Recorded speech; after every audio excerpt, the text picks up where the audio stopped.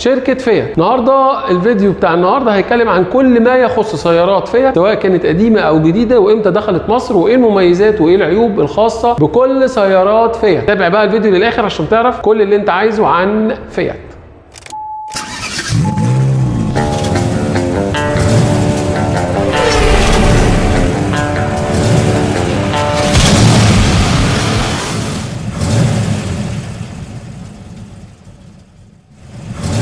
واحدة من أقدم شركات صناعة السيارات في العالم كله وهي فيات، مقرها في إيطاليا في مدينة تورينو. تأسست شركة فيات عام 1899 على يد جوفاني أنيلي. شركة فيات أنتجت أول سيارة ليها سنة 1903 ميلادية. خد بقى اللي بعديها كمان، شركة فيات أنتجت أول محرك طائرة كان سنة 1908. حد فيكم قبل كده فكر يعني إيه كلمة فيات؟ أولا هي فيات دي اختصار لجملة اسمها فابريكا إيطاليانا أوتوموبيلي تورينو. يعني إيه؟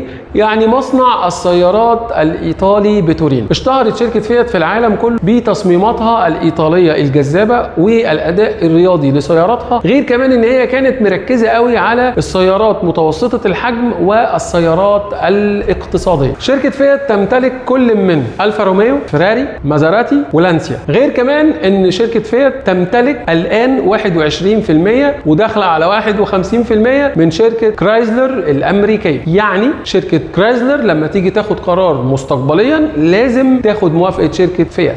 عام 1969 شهد إنتاج واحدة من أهم سيارات شركة فيات وهي الفيات ال 128. عايز أعرف بقى فين الرجالة بتاعت ال 128؟ وروني كده نفسكم، لأن عايز أقول لكم على كلام كبير قوي. استنوا بس كده في التفاصيل يخص الفيات ال 128. شركة فيات كانت بتنتج كل سياراتها بنسبة 100% من إيطاليا.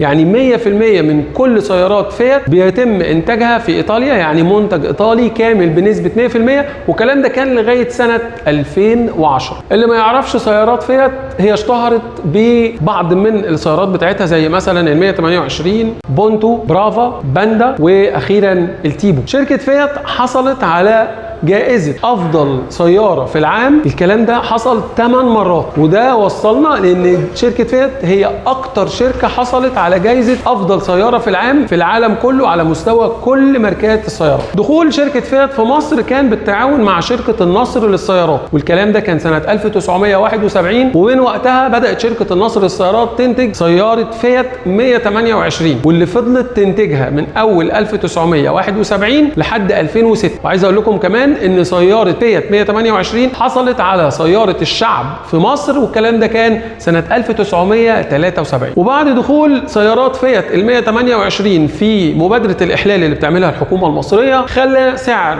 العربيات المستعمله للفيات ال 128 علي لدرجه ان بقت سيارات فيات 128 حاليا سعرها بيتراوح من 25 الى 50 الف جنيه. لو لسه بتتابع معايا الفيديو لغايه دلوقتي ما تنساش تعمل لايك وشير علشان يوصلك مننا كل جديد. حاليا الوكيل الحصري لشركة فيات في مصر هي شركة أوماترا للتجارة. الشركة دي تأسست عام 1977 ومقرها الرئيسي في المملكة العربية السعودية. أخيرا لو أنت النهاردة معاك عربية فيات، يا ريت تكتب لنا في الكومنتات إيه العربية الفيات اللي موجودة معاك، ويا ريت برضو تقول مميزاتها وعيوبها علشان غيرك يستفيد من خبرتك في عربيتك. ولو أنت النهاردة برضو واحد من الناس اللي بتتفرج علينا ومقبل على شراء سيارة من سيارات فيات الكتيرة جدا اللي موجودين في السوق المصري، برضو لو عايز تعرف مميزاتها وعيوبها اكتب لنا العربية اللي حضرتك هتشتريها سواء كانت جديده او مستعمله، وانا هقول لك بنفسي في الكومنتات ايه مميزاتها وايه عيوبها. لكن برضو ما تنساش لو اشتريت عربيه او معاك عربيه وعايز تحميها، لازم في الوقت الحالي ده تحميها، لان دلوقتي العربيه بقت سعرها او اسعارها بقت كبيره جدا، فلازم نحافظ على مدخراتنا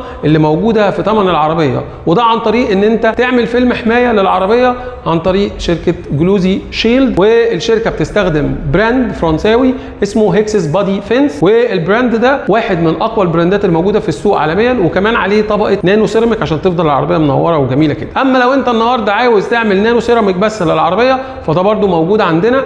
وما تنساش المفاجاه، في عرض لغايه نهايه يناير، اي حد هيعمل فيلم حمايه للعربيه بتاعته عندنا في جلوسي شيلد هياخد عزل حراري لزجاج العربيه مجانا، ولو عنده اي شاشات موجوده جوه صالون العربيه كمان هنعملها له مجانا. وما تنساش عشان تحصل على العرض ده لازم تستخدم البرومو كود ده اللي هيظهر قدامك على الشاشه، وكمان تقدر تعمل الحجز والاستعلام عن طريق الرقم ده غير كمان ان انت تقدر تشرفنا في التجمع الاول خلف اكاديميه الشرطه داخل محطه وقود فيولا بلس. يبقى انت كده عندك كل المعلومات. اخر حاجه ما تنساش تعمل اللايك والشير، ما تنسوش دايما تتابعونا على كل قنواتنا الشرعيه على السوشيال ميديا اللي هتظهر برده قدامكم دلوقتي. كل قنواتنا الشرعيه على السوشيال ميديا شريف ياسر اون تراك. ما تنساش تكتب لي في الكومنتات عايزني الفيديو اللي جاي اكلمك عن براند ايه، انتوا اللي بتختاروا وانا اللي بنفذ. شكرا، وكان معاكم شريف ياسر اون تراك. اشوفكم دايما على خير. السلام عليكم ورحمه الله وبركاته.